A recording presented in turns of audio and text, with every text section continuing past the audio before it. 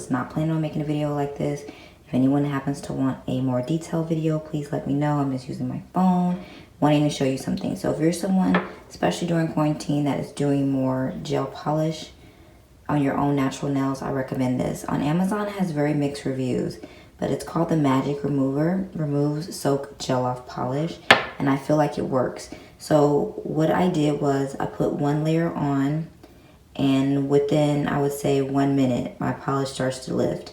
Now, this has already been flaked up, but this is how I personally use it. I don't know how the bottle tells you to do, but on gel polish, what you do is you first take a nail file and you just buff over the surface really, really well, because you want to break the first layer of the polish.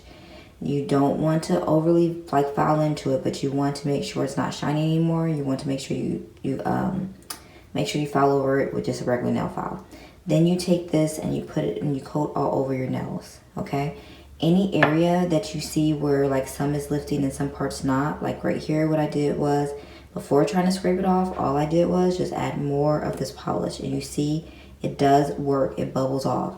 I then took this, you want to use not a metal one, but you want to use a wooden one because it's going to make sure it doesn't harm your nail, and you just take this in and you scrape up. And if you can see, I did my thumb already and it's done, and my natural nail below is perfectly fine with no damage.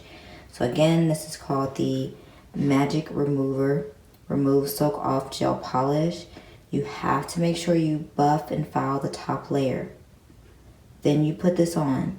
Even if the stuff is still sitting on there and you see spots where it's not lifting, go over it again. Within 3 to 4 minutes, your nails should look like this.